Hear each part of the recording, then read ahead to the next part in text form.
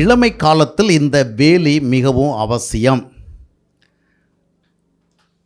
When we are young, we need a powerful fence that is more necessary. ஃபென்ஸ்னா ஒரு செடியை நட்டுட்டு அந்த செடியை ஆடு மாடு எல்லாம் என்ன செய்யக்கூடாது, அதை மேய்ந்து விடக்கூடாது, நாசமாக்கி விடக்கூடாது என்பதற்காக என்ன பண்ணுவாங்க, வேலி அமைப்பாங்க. அப்போ ஒரு பயிர் வளர்கிற பொழுது அந்த பயிரை மிருகங்களோ வேறு எந்த விதத்திலோ அழித்து விடாதபடிக்கு அதற்கு வேலி போடுவாங்க. அதுபோல் வாலிப வயதுகளில் கூட நமக்கு ஒரு வேலி அவசியம். வேலி இல்லாமலே நாம் வாழுகிற பொழுது எதனால் நம்ம மேய்ந்து விடப்படுவோம், இல்லைன்றால் நம்மிடத்தில் இருக்கிற நல்லவைகளை மேய்ந்து விடும் என்று சொல்ல முடியாது. ஏன்னா வாலிப வயதுகளில் நமக்கு ஒரு சரியான வேலி அவசியம். வேலி எதுனா in order to have some protection, ஒரு பாதுகாப்பு. வெளியிலிருந்து வருகிற பல்வேறு விதமான தாக்குதலிலிருந்து நம்மை பாதுகாத்து கொள்வதற்கும் நம்முடைய நன்மையான வளர்ச்சிக்கு தடையாக இருப்பவைகளுக்கு நம்ம எதிர்கொள்ளவும் தக்கதாக அந்த வேலியை அமைக்கிறோம். வாலிப வயதில் நமக்கு வேலி அவசியம் இருக்குது. வேதத்தில் நிறைய பார்க்குறோம். ஏனென்றால் முக்கியமாக இந்த வாலிப வயதில் நம்ம வேலி அமைத்து ஒரு செடியை நட்டு அது முளைத்து வருகிற பொழுதே அதுக்கு வேலி போட்டு நம்ம பாதுகாத்தோன்னா அது உரிய விதமாக என்ன செய்யும், வளரும். ரொம்ப வளர்ந்த பிறகு நீங்கள் வேலி போடுறத விட முதல்லையே போட்டிங்கன்னு சொன்னால் துவக்கத்திலேருந்தே அவருடைய வளர்ச்சி மிக சரியாக இருக்கும். ஆகையால் இந்த உலகத்தில் வாழுகிற பொழுது வாலிப பிள்ளைகள் இளம் வயதுகளிலே நீங்கள் ஒரு வலிமையான வேலியை போட்டுக்கொள்ள வேண்டும். ஒருவேளை நீங்கள் சொல்லலாம், எங்களுக்கு மன வலிமை இருக்கிறது, we have the mind power இருக்கலாம், வில் பவர் இருக்கலாம், இல்லைன்னா செல்ஃப் கண்ட்ரோல் இருக்குது அப்படின்லாம் சொல்லலாம். எந்த கண்ட்ரோல் இருந்தாலும் வாலிப வயதுகளில் இருக்கிற நாமே பாதுகாத்து கொள்ள முடியும். என்றால் ரோமர் 3:23 என்ன சொல்லுவது, எல்லோரும் பாவம் செய்து தேவ மகிமையற்றவளாகி விட்டார்கள். ஆக நாமே பாதுகாத்து கொள்ளுகிற வலிமை நமக்கு கிடையாது. பாவத்திற்கு நாம் அடிமைகளாக இயற்கையில் இருக்கிறபடினால நாமே பாதுகாத்து கொள்ள முடியாது. நம்முடைய மனதிற்கு எதிராக, நம்முடைய வாழ்விற்கு எதிராக, நம்முடைய எதிர்காலத்துக்கு எதிராக, நம்முடைய எண்ணங்களுக்கு எதிராக வருகிறவைகளுக்கு இருந்து நாமே பாதுகாத்து கொள்ளுகிற ஆற்றல் நமக்கு குறைவு. எனவே தேவனுடைய கிருபையும் தேவனுடைய அனுகிரகமும் தேவனுடைய பிரசன்னமும் இருந்தால்தான் நம்மை பாதுகாத்து கொள்ள முடியும். சரி, எந்தெந்த விஷயங்கள்லேருந்து நம்மை பாதுகாத்து கொள்ளணும், எந்தெந்த இடத்துலேருந்து நமக்கு தாக்குதல் வரும், எந்தெந்த இடத்துலேருந்து நமக்கு உகந்ததல்லாத வரும், எந்தெந்த இடத்துலேருந்து இந்த வாலிபம் என்கிறதான இந்த செடி வளர்ந்து விடாதபடியான காரியங்களை வரும் என்பதை குறித்து நம்ம அறிந்து கொள்ள வேண்டும். முக்கியமாக உலகத்திலிருந்து வரும். உலகத்திற்கு we have to be very careful. ஏனென்றால் கலாத்தியர் 1:4 என்ன சொல்லுகிறது, இந்த பொல்லாத பிரபஞ்சம் என்று சொல்லுகிறது. such a evil world. இந்த உலகம் எப்படிப்பட்டது, இட்ஸ் a evil world. இது பொல்லாத உலகம். 1 யோவான் 2:15 சொல்லுகிறது, உலகத்திலும் அதில் உள்ளவைகள் என்ன செய்யாதீர்கள், அன்பு கூறாது. ஏன் உலகத்தில் இருக்கிற அன்பு கூறக்கூடாது? உலகத்தில் இருக்கிற எல்லாத்தையும் நம்ம அன்பு கூறாது அப்படி வெறுக்கணுமா? இல்லை. உலகத்தில் இருக்கிற நிறைய விஷயங்கள் நமக்கு எதிராக இருக்கிறது. நாட் ஆல், எல்லாமே அல்ல. உலகத்தில் இருக்கிற நிறைய விஷயங்கள் நமக்கு எதிராக இருக்கிறது. அதனால் அவைகளை நாம் என்ன செய்யக்கூடாது, நேசிக்கக்கூடாது. ரோமர் 12:2 வாசிக்கும் பொழுது, இப்பிரபஞ்சத்துக்கு ஒத்த வேஷம். ஏன் இந்த பிரபஞ்சத்துக்கு ஒத்த வேஷம் பண்ணக்கூடாது? இந்த பிரபஞ்சம் எப்படிப்பட்டதாக இருக்கிறது?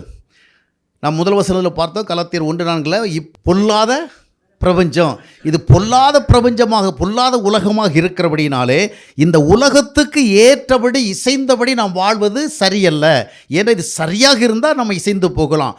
இது நமக்கு நலமானதை கொண்டு வருகிறதாக இருந்தால் நம்ம கோஆப்ரேட் பண்ணி போகலாம், நம்ம ஜாயின் பண்ணி போகலாம். ஆனால் it's a evil world, it's a corrupted world. இன்னும் பார்த்தீங்கன்னா 1 யோவான் 5:19 வாசிக்கும்போது இந்த உலகம் என்ன செய்கிறது, பொல்லாங்கனுக்குள்ளே கிடக்கிற. என்ன அர்த்தம்? The whole world is under the control of the devil. பிசாசோட ஆதிக்கத்தில் இருக்க அப்படின்னா இந்த உலகத்திலிருந்து வருகிற நிறைய விஷயங்கள் நமக்கு எதிரானவைகள். அதனால் நம்மை பாதுகாத்து கொள்வதற்கு we need the right fence. நமக்கு ஒரு சரியான வேலி வேணும். அந்த வேலியை நாமவே உருவாக்க முடியாது. we need to have the grace of God. தேவனுடைய கிருபை வேணும். கர்த்தருடைய பிரசன்ன வேலி, கர்த்தருடைய ஐக்கிய வேலி, கர்த்தருடைய ரட்சிப்பின் வேலி, கர்த்தருடைய ஆவியானவருடைய ஐக்கிய வேலி. இந்த வேலிகள் தான் நம்ம என்ன செய்ய முடியும், பாதுகாக்கும். கர்த்தருடைய வார்த்தைங்கிற வேலி, கர்த்தரோடு உள்ள ஒரு தொடர்பு. ஆகிலும் வாலிப வயதில் நம்ம ஆண்டவரை ஏற்றுக்கொள்கிற பொழுது, வாலிப வயதில் கர்த்தரை பெற்றுக்கொள்கிற பொழுது, கர்த்தருடைய பிரசன்னம், கர்த்தருடைய வார்த்தை, கர்த்தருடைய ஐக்கியம் நமக்கு ஒரு வேலியாக அமைந்து இந்த உலகத்திலிருந்து வருகிற தீங்கான காரியங்கள் நம்மை காத்து கொள்ளுகிறது. இந்த பாதுகாக்கிற முயற்சியை ஒரு குறிப்பிட்ட வயதுக்கு அப்புறத்துலேருந்து இல்லை, நாம் சரியான வயதிலேருந்து ஆரம்பிக்கணும். இப்போ தான் முளைத்து வளர ஆரம்பித்திருக்கிறோம் வாலிப வயது. அந்த வயதிலேருந்து நம்ம பாதுகாக்க ஆரம்பிக்கணும். சரி, இந்த உலகத்திலிருந்து என்னென்ன வரும்? இந்த உலகத்திலிருந்து நம்முடைய வாழ்வுக்கு எதிராக நிறைய விஷயங்கள் வருகிறது. அதில் முக்கியமாக கலாச்சாரம், கல்ச்சர், வேர்ல்டு கல்ச்சர், உலக கலாச்சாரம். உலக கலாச்சாரம்னா உலகம் அறிமுகம் செய்கிற ஒரு குறிப்பிட்ட விதமான வாழ்க்கை முறையாக தான் கல்ச்சர். இந்த உலக கலாச்சாரம் வருகிறது. உலகத்தில் வாழ்கிற நாம் இந்த உலகத்தில் இருக்கிற நிறைய கலாச்சாரங்களுக்கு உட்பட்டவர்கள் தான். உலக கலாச்சாரம் எதுவும் சம்மந்தப்பட மாட்டேன்னு வாழ முடியாது.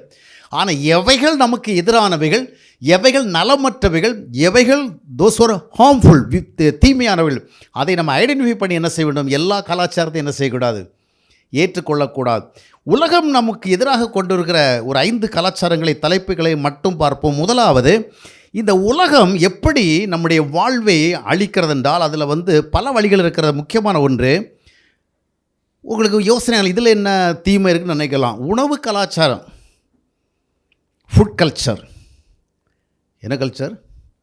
நம்ம எல்லோரும் சாப்பிட்றோம், சாப்பிட வாழ முடியாது, அப்படி தானே? சாப்பாடு தான் நம்ம வாழ்க்கையில் மிக முக்கியமானது. வேலை செய்கிறது மிக முக்கியமான இதுக்கு தான், in order to get our food, உணவு. ஆனால் இந்த உலகம் என்ன செய்கிறது என்றால் ஒரு குறிப்பிட்ட விதமான உணவு கலாச்சாரத்துக்குள்ளே நம்மை கொண்டு போகிறது. குறிப்பிட்ட விதமான ஒரு கலாச்சாரத்தை நமக்கு அறிமுகப்படுத்துகிறது. இந்த கலாச்சாரத்துக்குள்ளே செல்லுகிற பொழுது இந்த கலாச்சாரமே நம்மை வீணாக்கிறது. அந்த கலாச்சாரம் என்னவென்றால் சுவை கலாச்சாரம், டேஸ்ட் கல்ச்சர். அப்படின்னா சுவை கொடுக்கறதுக்கு, சுவைக்கு முதலிடம். த ஃபஸ்ட் இம்பார்ட்டன்ஸ் எதுக்கு? டேஸ்ட். சுவையை முதலிடத்தில் வைத்து தரத்தையும் ஆரோக்கியத்தையும் கடைசி இடத்துக்கு கொண்டு போகிறது தான் என்னது? உலக கலாச்சாரம். உலகத்துக்கு இண்டிவிஜுவலாக நம்ம யாருமே அக்கறை கிடையாது. உலகத்துக்கு என்னென்னு சொன்னால் உன்னை சாட்டிஸ்ஃபை பண்ணணும், உன்னை திருப்திப்படுத்தணும். அதனால் உனக்கு சுவையை முதலிடத்தில் வைக்கிறது. இப்போ எப்போவுமே ஒரு சாப்பாட்டில் நல்ல டேஸ்ட்டாக இருக்குமான்னு தான் கேட்குறோம், அப்படி தானே? ஆனால் ஹெல்த்தியாக இருக்குமா, ரொம்ப நியூட்ரிஷியஸாக இருக்குமா, என் பாடிக்கு நல்லா சப்போர்ட் பண்ணுமா நம்ம பெரும்பாலும் கேட்குறது கிடையாது. ஆனால் இந்த உடலில் நம்ம ஹெல்த்தியாக வாழணும்னு சொன்னால் டேஸ்டி ஃபுட்டு மட்டும் கிடையாது, ஹெல்த்தி ஃபுட்டு வேணும். ஒரு சாப்பாட்டில் வெறும் டேஸ்ட்டு மட்டும் இருக்கக்கூடாது, தரமும் இருக்க வேண்டும். இன்றைக்கு நம்மில் அநேகர் we give first importance to taste, அப்படி தானே? அப்போ டேஸ்ட் இருக்கக்கூடாது, இருக்கணும். ஆனால் டேஸ்ட்டோட எந்த அளவுக்கு தரம் இருக்கிறது, எந்த அளவுக்கு ஆரோக்கியம். உலக கலாச்சாரம் என்னவென்று சொன்னால் தரத்தை பற்றி கவலை கிடையாது, விளைவை பற்றி கவலை கிடையாது, கான்சிக்வன்ஸை பற்றி கவலை கிடையாது, நாளைக்கு என்ன நடக்கிறது கவலைப்படி, ஆரோக்கியத்தை பற்றி கவலை கிடையாது, பக்க விளைவை பற்றி கவலை கிடையாது. இப்போ நீ சாப்பிட்ற வேலை யூ வில் என்ஜாய். நாம் சாப்பிட்ற நேரத்தில் என்ஜாய் பண்ணுற, அதாவது மகிழ்ச்சியுடைய தன்மையுடைய உணவைத்தான் இந்த உலக கலாச்சாரம் என்ன செய்கிறது? உருவாக்குற. இன்றைக்கு வந்திருக்கிற நிறைய ஃபுட் வகைலாம் பார்த்திங்கன்னா கொஞ்சம் வருஷங்களுக்கு முன்பாக இவையெல்லாம் பரவலாக இல்லை. ஏதோ ஒரு நாட்டில் இருந்தது, வெளிநாடுகளே இருந்தது. இப்போ எல்லா நம்ம நாடுகளில் எல்லா பகுதியும் எல்லாமே வந்துச்சு. இன்றைக்கி அதிக சுவையுடையதாக அறியப்பட்டிருக்கிற ஏராளமான உணவுகள் ஆரோக்கியத்துக்கு எதிரானவைகள், உடல்நலத்துக்கு எதிரானவைகள், மனநலத்துக்கு எதிரானவைகள். இவைகளிலே பழகிவிட்டோம் என்றால் நம்முடைய எதிர்காலம் பாதிக்கும். ஏன்னா உணவு என்பது முக்கியமான ஒரு வேலை நம்ம வாழ்க்கையில் செய்து. வாலிப வயதில் கண்டதையும் சாப்பிட்டு உடலை கெடுத்து விட்டீங்கன்னா ஃப்யூச்சரில் இந்த உடலை கொண்டு தான் நீங்கள் வாழணும். அதனால தான் கொஞ்சம் பேர் பார்த்தீங்கன்னு சொன்னால் கொஞ்சம் வயசுக்குள்ளே எப்படி இருப்பாங்க, 3 ஆள் ஒரு ஆளில் இருப்பான். புரிஞ்சுங்களா? 3 ஆளுடைய பாடி சைஸ் யாருக்குள்ளே இருக்கும்? ஒரு ஆள். சிலருக்கு இது சில இயற்கையினுடைய விளைவாக வரும், சிலருக்கு சில வியாதியின் விளைவாக வரும். ஆனால் சிலரை சாப்பிட்டே கொளுத்து போயிடும். அதாவது முறையற்ற சாப்பாடு, அதில் முக்கியமாக ருசியையே முதலிடத்தில் வைத்தது. இந்த ருசியை முதலிடத்தில் வைக்கிறதுனால அந்த டேஸ்ட்டை என்ஹான்ஸ் பண்ணுறதுக்காக நிறைய விதமான கெமிக்கல் திங்ஸ் என்ன செய்கிறது உலகத்தில் கண்டுபிடிக்கப்பட்டிருக்கிறது. அதை சாப்பிட்டோட ரொம்ப டேஸ்ட்டாக இருக்கும். அதுக்கு பிறகு தான் நம்முடைய ஆர்கன்ஸ் ஒவ்வொன்றா என்ன செய்யும்? பாதிக்கப்படும். வாலிப வயதுகளிலேயே சுவைக்கே முதலிடம் கொடுத்து பழகிவிட்டோம் என்று சொன்னால் எதிர்காலத்தில் வாழ்க்கையில் சுவை தான் முதலிடத்தில் இருக்கும். அதுக்கு பிறகு தான் நோய் வரும், சுகர் வரும், பிபி வரும், அப்புறம் லங்ஸ், லிவர், அது இதுன்னு ஏற்பட பிரச்சனை வரும். ஆனால் என்ன வந்தாலும் சரி எதை விட முடியாது. ஆமாம், எனக்கு தெரிஞ்ச எத்தனை பேர் எவ்வளோ வியாதியில் இருந்தாலும் கடைசி வரைக்கும் கறிமீன் சாப்பிட்டு தான் என்ன செய்யிருக்கிறாங்க, வாழ்க்கையை முடிச்சிருக்கிறாங்க. அதெல்லாம் சாப்பிடக்கூடாதுங்கிற மாதிரி இருந்தாலும் அப்படி பழகி போச்சு. எங்கே பழகுனாங்க? வாலிப வயசில். அப்போது உலகம் என்பது ஒரு சுவை உணவு கலாச்சாரத்தை கொடுக்கிற, அதில் நாம் என்ன செய்ய வேண்டும்? எச்சரிக்கையாக இருக்க வேண்டும். இரண்டாவதாக பார்க்கும் பொழுது இன்றைக்கி பார்த்திங்கன்னா உலகம் கொடுக்கிற இந்த சுவை கலாச்சாரம் மட்டுமல்ல, ஆன்லைன் கலாச்சாரத்தின் மூலமாக நம்ம இருந்த இடத்துல என்ன வருகிறது? சாப்பாடு வருகிறது. நல்லது தானே, வசதி தானே. ஒரு காலத்தில் வந்து ஒரு சேஞ்சுக்காக, ஒரு அவுட்டிங்காக, ஒரு டிஃப்ரென்ஸ்க்காக என்ன பண்ணுவாங்க, ஒரு ரெஸ்டாரண்ட்டில் போயிட்டு இல்லை வழக்கமாக ஒரே டேஸ்ட்டில் சாப்பிட்ருக்கோம், ஒரு டிஃப்ரெண்ட் டேஸ்ட்டில் சாப்பிட்டு போவாங்க. இப்போ அப்படி கிடையாது. இருந்த இடத்துலையே டைனிங் டேபிள் முன்னாடி உட்காந்துட்டு என்ன செய்கிறோம், ஆர்டர் பண்ணுற நிலைமைகள் உருவாகிறது. எனவே இது போன்ற காரியங்களில் வாலிப பிள்ளை எச்சரிக்கையாக இருக்கணும். நமக்கு ஆன்லைனில் ஆர்டர் பண்ண முடிகிறதுக்காக நினைத்த விஷயத்தை, நினைத்த உணவை நினைத்த விதமாக ஆர்டர் பண்ணிகிட்டு இருக்கக்கூடாது. இன்றைக்கி நிறைய பிள்ளைகள் வீட்டு சாப்பாடில் என்ன இல்லை, தே ஆர் நாட் சாட்டிஸ்ஃபைட். இன்றைக்கி வந்து எங்கே போனாலும் நிறைய ஃபுட் ரெஸ்டாரண்ட்ஸ் தான் வந்துட்டு இருக்கு. அப்படி தானே, சாப்பாட்டு கடை தான் நிறைய வருது. இதனுடைய காரணம் என்ன, பாப்புலேஷன் ரொம்ப ஆகி போச்சுங்க, அதனால் வருதுன்னு நினைக்கிறீங்களா? இல்லை, பாப்புலேஷனுடைய அளவை கடந்து உணவு கடைகள் வருகிறது, அதுதான் சக்ஸஸ் ஆகிறது. பாண்டிச்செல்ல தடிக்கு விழுந்தா இப்போ என்ன, ஒன்று பிராண்டி கடையில் விழணும், இல்லைன்னு சொன்னால் பரோட்டா கடையில் விழணும். இப்போ பரோட்டா கடையில் பழைய ஃபேஷன், இப்போ எல்லாம் கிரில், நூடுல், ஷவர்மா, அது இதுன்னு நிறைய உணவு கடை ஏன் வந்து தெரியுமா? சொல்லுங்க காரணம். உணவு பிரியர்கள் ஏன் அவங்க அப்போ இவ்வளவு ஹோட்டலில் வந்து ஆட்கள் நிற்கிறாங்கன்னு என்ன, வீட்டில் சமைக்கிறது குறைஞ்சிச்சு. வீட்டில் இப்போ முன்னே மாதிரி என்ன செய்கிறதில்ல, எல்லா டேஸும் சமைக்கிறதில்ல, எல்லா நேரங்களும் சமைக்கிறதில்ல. இவங்க தான் அங்கே நிற்கிறாங்க இல்லையா? வீட்டில் இன்னைக்கு பேரளவு சமையல் குறைஞ்சிட்டுங்க. ஏன்? இந்த சுவை கலாச்சாரம். அது மட்டுமல்ல, நினைச்ச உடனே சாப்பிட்றதுக்கு வழி ஏற்படுகிறது. ஒரு காலத்தில் வந்து ஏதாவது ஒரு ஃபுட்டு மேலே ஆசை வச்சா அதை சாப்பிட வெளியே போகணும், சரிப்பா நம்ம இன்னொரு நாள் போகலாம், கொஞ்சம் தள்ளி போட வாங்க, கொஞ்சம் ஸ்லோ டவுன் பண்ணலாம். இப்போ அப்படி கிடையாது, நம்ம உட்கார்ந்த இடத்துல என்ன பண்ணிடலாம், உடனே ஆர்டர் பண்ணலாம். அதனால் நிறைய வீடுகளில் சமையலில் அன்றைக்கி வந்து கொஞ்சம் ஐட்டம் வந்து ஸ்லோவாக இருக்குது, கொஞ்சம் சாதாரணமாக இருக்குன்னு உடனே என்ன பண்ணுறாங்க. இதில் பெற்றோரும் நிறைய பேர் அடிக்ட் ஆகிட்டாங்க. நிறைய பிள்ளைகள் கோஆப்ரேட் பண்ணவும் இல்லை எனக்கு இந்த சாப்பாடு சரியில்லை, நான் ஆர்டர் பண்ணி சாப்பிட்றேன், நான் ஆன்லைனில் ஆர்டர் பண்ணி ஸ்விக்கியில் சொமேட்டோவில் வருதுன்னு. இதனால் என்னான்னு சொன்னால் இந்த பழக்கம் வந்து நம்மளதில் கட்டுப்பாடுகள் இல்லை, கொஞ்சம் கூட வெயிட் பண்ண மாட்டேங்கிறோம். எல்லாம் நினைத்த நேரம் நினைத்த இடத்துல இது சாப்பிட்டு அது என்ன இல்லை, கண்ட்ரோல் இல்லை, ஒரு கண்ட்ரோல் கிடையாது, ஒரு ரெஸ்ட்ரிக்ஷன் கிடையாது. இதுதான் உலகம் கொடுத்த ஃபுட் கலாச்சாரம். இதற்கு நம்ம எச்சரிக்கை. சாப்பிடவே கூடாது, ஹோட்டலில் சாப்பிடக்கூடாது, ரெஸ்டாரண்ட்டில் சாப்பிடக்கூடாதுன்னு சொல்ல வரல. we need some limitation. ஏன்ற வரைக்கும் ஆன்லைனில் புக் பண்ணி சாப்பிட்றதுல போதுமான அளவு கட்டுப்பாடு உடையவர்களாக இருங்க. நீங்கள் அதில் போயிட்டே இருந்தீங்கன்னு சொன்னால் நீங்கள் பாட்டில் ஆர்டர் பண்ணி சாப்பிட்டே இருப்பீங்க, சாப்பாட்டு இயந்திரங்களாகவே மாறி விடுவீங்க. தொப்பையும் கொப்பையுமா மாறி என்ன செய்வீங்க, கல்யாணம் ஆகிறதுக்கு முன்னாடியே வெறுக்கத்தக்க விதமாக மாறிடுவீங்க. ஆக இந்த உணவு கலாச்சாரம் உலகம் கொண்டு வந்து என்ன செய்கிறது, சுவைக்கு முதலிடம் கொடுத்து சாப்பிட்டு போக போக என்ன ஆகுது, உடலில் இருக்கிற பல்வேறு பாகுகள் என்ன செய்கிறது, பழுதடைகிறது. இதற்கு நம்ம எச்சரிக்கை வேணும். இரண்டாவது பார்க்கும் பொழுது இந்த உலகம் வந்து ஒரு தவறான உடை கலாச்சாரத்தை கொடுக்கிறது. உடைன்னு சொன்ன உடனே உங்களுக்கு நிறைய பேர் யோசிப்பீங்க, என்ன பிரதர் அடிக்கடி இந்த டாபிக் பேசுகிறீங்களேன்னு. ஏன்னா அடிக்கடி நீங்கள் ஜவுளி கடைக்கு போகிறீங்க, அடிக்கடிக்கு ஜவுளி கடைக்கு போகிறீங்க, உடை சம்மந்தமாக தான் அதிகமாக கவலைப்படுறீங்க, உடை சம்மந்தமாக நிறைய மணி ஸ்பெண்ட் பண்ணுறீங்க, உடைக்கு தான் நிறைய நேரம் செலவு பண்ணுறீங்க. உடையை கரெக்டாக உடுக்கிறோமா, சரியாக அது என்ன சொல்கிறது, ஒழுங்கு அமைந்திருக்குதா, ஃபிட்டிங்கெல்லாம் கரெக்டாக இருக்குதா, நிறைய நேரம் செலவு பண்ணுறதுனால நான் இந்த டாப்பிக்கை திரும்ப பேச வேண்டிய தேவை இருக்குது. அப்படி தானே? ஒவ்வொரு முறையும் சாப்பிட்டா ஒவ்வொரு முறையும் கை கழுவணும்ல, அப்படி தானே? ஒவ்வொரு முறை சாப்பிட்டா கை கழுவணும். அதுபோல் தான் இந்த உடையை குறித்து திருப்ப இந்த உலகம் தவறான ஒரு உடை கலாச்சாரம். என்ன ஒரு உடை கலாச்சாரம் என்றால், நான் ஏற்கனவே சொன்னதான், உரிய விதமாக உடலை மறைக்காத உடைகளைத்தான் இந்த உலகம் என்ன செய்கிறது, நாகரிக உடைகள்னு அறிமுகம் செய்கிறது. அங்கே என்ன நடைபெறுனா, ரசனைக்கு முதலிடம். என்னை பார்த்தா எனக்கு ரசிக்கிற மாதிரி இருக்கணும், என்னை பார்த்தா மற்றவங்க ரசிக்கிற மாதிரி இருக்கணும், இதாங்க ஃபேக்ட்டு. நிறைய இந்த உலகம் அறிமுகம் பண்ணியிருக்க நிறைய உடைகளை நாம் பின்பற்றினுடைய முதல் காரணம், ஒன்று நான் ரசிக்கணும், கண்ணாடிக்கு முன்னாடி நின்னால் எனக்கு ரசனை இருக்கணும். இரண்டாவது, உலகம் என்ன ரசிக்கணும், உலகம் என்ன சாதாரணமாக சொல்லிடக்கூடாது, கிராமம்னு சொல்லிடக்கூடாது, ஒன்றும் தெரியாது சொல்லக்கூடாது. அப்போது அந்த மாதிரி ரசிக்கணும். ரசனை உணர்வு எப்படி இருக்கிறது, இப்போ ரசனை உணர்வு முதல் இடத்துல வந்துச்சு, ஒழுக்கம் எங்கே போயிடுச்சு, கடைசி இடத்துக்கு போயிடுச்சு.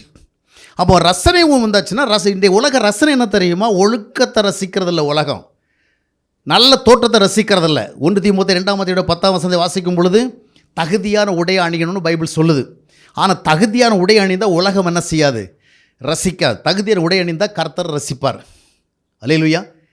நல்ல ஆவி உடைகளை என்ன செய்வாங்க, ரசிப்பாங்க. ஆனால் உலகம் என்ன பண்ணுதுன்னா, எந்த அளவுக்கு உடலில் உடைகள் குறைவாக இருக்கிறதோ அதைத்தான் ரசிக்கும். ஏனென்றால் எப்பொழுதுமே ஒரு எதிர்பாலினம் என்ன செய்கிறதுனால் இன்னொருடைய உடல் நிலையத்தான் பார்க்க விரும்புகிறது, உடல் தோற்றத்தை தான் பார்க்க விரும்புகிறது. அதற்கு உடைகள் தடையாக இருக்கக்கூடாது என்பதற்காகத்தான் இன்றைக்கு பேரளவில் உலக கலாச்சாரம் என்ன செய்கிறது? உடை குறைப்புகளை உருவாக்கி கொண்டிருக்கின்றது. இன்றைக்கி நிறைய பேர் அணிகிற உடைகள் அவர்களுடைய உடலுக்கு போதுமானவைகளும் அல்ல, சரியானவர்களும் அல்ல. இந்த உடைகள் விஷயத்தில் நம்ம எச்சரிக்கையாக இருக்கணும். இந்த மாதிரி பழகி போனால் காலப்போக்கில் நம்முடைய உடலை குறித்த அவேர்னஸ்ஸே போயிடும். நம்முடைய உடலை மற்றவங்க பார்க்குறவள நம்ம அக்லியாக இருப்போமா, ஆக்வர்டாக இருப்போமா, இல்லை வேறு விதமாக அவன் பார்வைக்கு இருப்போமா, இப்படி சிந்திக்கிற சிந்தனையே போயிடும். இன்றைக்கி நிறைய பிள்ளைகள் தங்களுடைய உடல் தோற்றம் எப்படின்னு கவனிக்கிறது கிடையாது. Care free. ஏன்னா எச்சரிக்கையாக இருந்தால் தான் அது அவுட் ஆஃப் ஃபேஷன், ஒழுக்கமாக இருந்தால் அது அவுட்டேட்டட். மற்றவர்கள் அவர்களுடைய ரசனைக்கேற்றபடி பார்க்கும் பொழுது நம்மிடத்திலும் அவ்விதமான ரசனைக்குரியவைகள் இருக்க வேண்டும் என்பதற்காகத்தான் இன்றைக்கி நாகரிக உடைகள். அதுக்காக நாகரிகத்தில் வருகிற உடைகளெல்லாம் நாங்கள் அணியக்கூடாதுன்னு சொல்லுகிற அர்த்தம் நான் அந்த விதமாக சொல்லுகிறதே கிடையாது. எந்த உடை அணிந்தாலும் உடலை உரிய விதமாக என்ன செய்யணும்? இந்த காமன் சென்ஸ் நமக்கு ஆண்டவர் கொடுத்துருக்கிறார். என்னுடைய உடல் எந்த அளவுக்கு மறைந்தால் அது டீசெண்டாக இருக்கும். இதை இழந்து விட்டால் நீ தேவனுடைய பார்வையில் யாராக இருப்பான? நிர்வாணியாக இருப்பாய். நிர்வாணியாக இருந்தால் என்ன நடக்கும்? ஓட துரத்துவார்.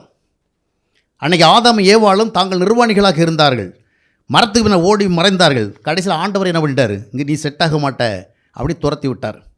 எனவே இன்றைக்கு நம்முடைய உடல் உரிய விதமாக மறைக்கப்பட வேண்டும் என்கிற தேவனுடைய அந்த விதிக்கு முக்கியத்துவம் கொடுக்கவில்லைனால், தேவனுக்கு முன்பாக நாம் யாராக இருந்தாலும் சரி, கோயிலுக்கு வர்றவங்களாக தான் சரி, பக்தியாக தான் சரி, ஆண்டவருக்கு முன்பாக நிர்வாணிகள் ஆண்டவர் என்ன செய்வார்?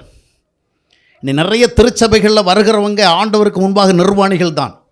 நிறைய திருச்சபை ஆராதனை நடத்துகிறவர்களே ஆண்டவருடைய பார்வையில் நிர்வாணிகள் தான்.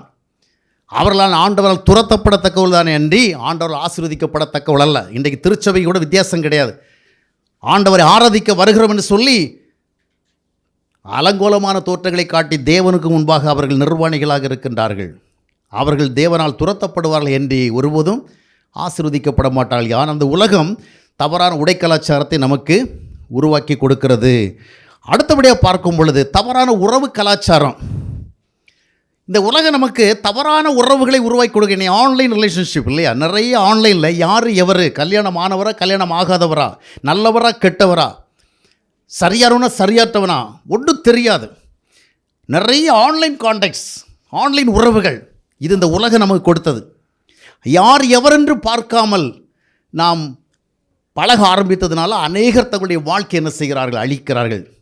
திருமணம் ஆகாதவன் என்று நினைத்து கொண்டு பழகிறாள் திருமணமானவன், திருமணம் ஆகாதவள் என்று நினைத்து பழகிறாள் திருமணமானவள். அதற்கு பிறகு ரியாலிட்டியை பார்க்கும் பொழுது தே ஆர் ஷாக்ட். அதுக்கு பிறகு ஒன்றும் செய்ய முடியாது. தவறான உறவு முறைகளை உருவாக்கி கொடுக்கிறது. திருமணம் ஆகாமலே திருமண வாழ்க்கையை வாழலாம். ஒரு ஆணும் பெண்ணும் ஒன்றாக ஒரு இடத்துல வாழ்வதற்கு திருமணம் கட்டாயம் அல்ல நிலைமை உருவாக்கப்பட்டிருக்கிறது. ஒரு ஆண் விரும்பினா ஒரு ஆணையை கல்யாணம் பண்ணிக்கலாம், ஒரு பெண் விரும்பினா ஒரு பெண்ணே திருமணம் பண்ணலாம். சேம் செக்ஸ் மேரேஜ் இதெல்லாம் அந்த சமுதாயத்தில் நமக்கு கொடுக்கப்பட்டது. இவைகளுக்கு நமக்கு என்ன வேணும்? வேலி வேண்டும். எந்த உறவுக்குள்ளே நாம் தவறாக போய் சிக்கிவிடும் தெரியாது. இந்த உலகம் மறைமுகம் செய்கிற எந்த உறவு நம்மை பாதிக்கும் என்று சொல்லாது, தெரியாது நமக்கு. தேவ பிரசரத்தினாலே, தேவ ஐக்கியத்தினால், தேவ வார்த்தையினாலே உன்னை உரிய விதமாக நீ பாதுகாத்துக் கொள்ள வேண்டிய இந்த வயதில் பாதுகாத்துக் கொள்ளவில்லை என்று சொன்னால் தவறான உறவுகளுக்குள்ளே சிக்கி விடுவாய். தவறான வாழ்க்கையில் விழுந்து விடுவாய். நீ வீழ்ச்சி என்பது ஒரு நிமிடத்தில் நடக்கும். டேஸ்ட் எப்பொழுதுமே ஃபார் அ லிட்டில் டைம் இல்லையா? சுவை என்பது ரொம்ப கொஞ்ச நேரம்தான். ஆனால் அதனுடைய விளைவாக வருகிற கசப்போ that will be for a long period. கடைசி வரைக்கும் கவலைப்பட வேண்டியிருக்கும், கடைசி வரைக்கும் கண்ணீர் விட வேண்டியது இருக்கும். எனவே தவறான உறவு கலாச்சாரங்களுக்கு விலகி இருக்க வேண்டும். அவ்விதமாகவே தவறான பொழுதுபோக்கு கலாச்சாரங்கள். இன்றைக்கு பொழுதுபோக்கு என்று சொல்லி மனிதனை அழிக்கிற பொழுதுபோக்குகள், மனிதனுடைய மனதை அழிக்கிற பொழுதுபோக்குகள், மனிதனை வேறு எந்த காரியத்தில் ஈடுபட விடாத பொழுதுபோக்குகள், மனிதனை சரியான காரியங்களை சிந்திக்க விடாத பொழுதுபோக்குகள், அர்த்தமுள்ள பொழுதுபோக்குகள் வேணும், அவசியமான பொழுதுபோக்குகள் வேணும், நல்ல விஷயங்களில் இந்த பொழுதுகளை போக்க வேண்டும். நமக்கு லெஷர் டைம் வேணும், அம்யூஸ்மெண்ட்ஸ் வேணும், என்டர்டைன்மெண்ட்ஸ் வேணும், எல்லாம் வேணும். But we need to have some limitations. ஆனால் அந்த உலகம் எப்பொழுதும் ஒன்றை என்டர்டைன் பண்ணிட்டேரு, அம்யூஸ் பண்ணிட்டேரு சொல்லிட்டு அவனை உரிய விதமாக செயல்படாமல் தடுத்து கொண்டிருக்கின்றது. இந்த உலக கலாச்சாரத்தில் தவறான பொழுதுபோக்குகள், அது வயது குறைந்தவர்களையும் வயது அதிகமானவர்கள் என்ன செய்கிறது? இன்றைக்கு அழித்து கொண்டிருக்கிறது. எச்சரிக்கையாக அழைக்கப்படுகிறோம். இறுதியாக தவறான விதத்தில் சம்பாதிப்பதற்கு வழிகாட்டுகிற உலக கலாச்சாரம். இன்றைக்கி பார்த்தீங்கன்னா ஒரு காலத்தில் பங்குச்சந்தை என்பது ஒரு ஸ்டாண்டர்ட் பிஸ்னஸ், நியாயமான பிஸ்னஸ் பங்குச்சந்தை. ஆனால் இன்றைக்கி ஒரு கேம்பிளிங்காக மாறி இருக்கு. இருந்த இடத்துல வீட்டுக்குள்ளே இருந்து கொண்டு 5 லட்சம் சம்பாதிப்பது எப்படி, வீட்டுக்குள்ளே இருந்து கொண்டு ஒரே நாளில் கோடீஸ்வரராக எப்படி, எல்லாம் பங்குச்சந்தை தான் காமிக்கிறான். டிஜிட்டல் கரன்சி, கிரிப்டோ கரன்சி, இந்த மாதிரி நிறைய விஷயங்கள் இன்றைக்கி கேம்பிளிங்காக மாறி, சூதாட்டம்.